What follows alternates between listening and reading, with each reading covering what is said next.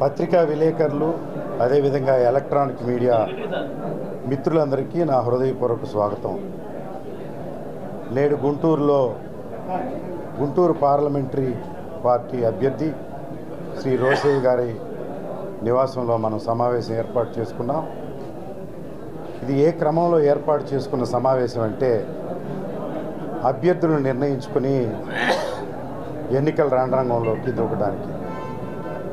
అయితే ఇప్పుడు పార్లమెంటుకు కానీ అసెంబ్లీకి కానీ ఎన్నికలు జరుగుతున్న విధానం ఏంటయ్యా అంటే అమెరికాలో లాగా అధ్యక్ష ఎన్నిక లేకుంటే ముఖ్యమంత్రి ఎన్నిక ప్రత్యక్షంగా జరిపే అవకాశం ఇక్కడ లేదు కనుక అభ్యర్థులు నిర్ణయించాల్సి వస్తుంది. అదే అమెరికన్ అధ్యక్షుడి స్థాయిలో ఎన్నికలు జరిగితే జగన్మోహన్ రెడ్డి గారికి 80% ఓటింగ్ వచ్చే అవకాశం ఉంది. అంతేకాకుండా 175 నియోజకవర్గాల్లో జగన్మోహన్ రెడ్డి గారే నామినేషన్ని దాఖలు చేస్తే 175కు 175 వారు తాడేపల్లిలో కూర్చుని గెలిచే అవకాశాలు ఉన్నాయి. మన ఎన్నికల ప్రక్రియలో అభ్యర్థులు నిర్ణయించాలి కనుక నియోజకవర్గం వారి సంక్షేమ భావజాలానికి వారి సంక్షేమ కార్యక్రమాలకి వారసులను నిర్ణయించే క్రమంలోనే కొన్ని చేర్పులు మార్పులు చేసుకొని మరి గుంటూరు పార్లమెంట్లో ఉన్నటువంటి 7 నియోజకవర్గాల్లో పెట్టిన సామాజిక సమీకరణలు మార్చుకుంటూ ఒక్కొక్కరికి ఒక్కొక్క అభ్యర్థిత్వాన్ని ఇస్తూ అదేవిధంగా పార్లమెంటుకి మిత్రులు రోసయ్య గారిని నిర్ణయించడం జరిగింది. ఈ ఎన్నికల్లో మేము అభ్యర్థులుగా మాత్రమే వారు చెప్పినటువంటి కార్యక్రమాలు నడిపించుకుంటూ పోతూ ఉంటే విజయం వారికే చెందుతుంది. మీరు చూశారో లేదో మరి గోడల మీద ఈరోజు రాతలు లేవు.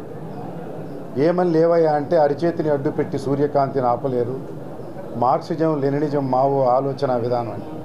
ఎందుకంటే వీరే జగన్మోహన్ రెడ్డి గారే సంక్షేమ విప్లవాద్యులు. ఏ సమాన హక్కుల కోసం మానవ పోరాటాలు ఇంతకుముందు జరిగాయో అలాంటి నక్సలిజం రూపుమాపి వీరే సంక్షేమాద్యులు అవటం వల్ల పేద సాదా ప్రజానీకానికి సమాన హక్కులు మానవ హక్కులు అంటే విద్యా వైద్యం సక్రమంగా అందే పరిస్థితుల్లో వారు ప్రభుత్వాన్ని ముందుకు తీసుకుపోతున్నారు కనుక నక్సలిజం కూడా రాష్ట్రంలో అంతరించిపోయింది. మరి మనం చూస్తూ ఉంటే ఢిల్లీలో బయలుదేరి ఎవరైనా సంక్షేమ రాజ్యం అని గూగుల్ మ్యాప్ పెట్టుకుని వస్తే అది డైరెక్ట్గా వచ్చి తాడేపల్లిలో ఆంధ్ర రాష్ట్రంలో ఆగే పరిస్థితి. అలాంటి సంక్షేమ రాజ్యం అడుగులు వేసుకుంటూ 5 సంవత్సరాలు గడిచింది.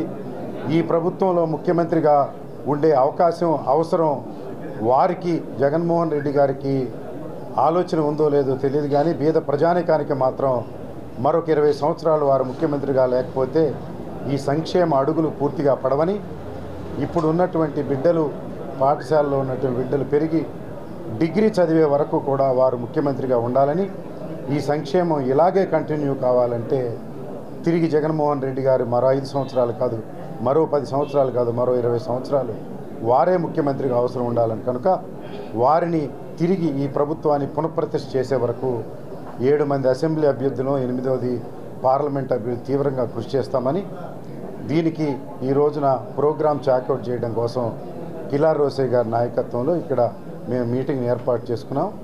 వారు ఆ ప్రోగ్రాం వివరాలు సవివరంగా మీకు వినియోగిస్తారు కనుక మీరు దయచేసి ప్రెస్ అంతా కోఆపరేట్ చేసి మేము ఎన్నికల ప్రచారంలో వచ్చే కార్యక్రమాలను మీరు విరివిగా ప్రసారం చేయవలసిందిగా మీ అందరికీ సవినయంగా మనవి చేస్తున్నాను. మీ అంబటి మురళీకృష్ణ.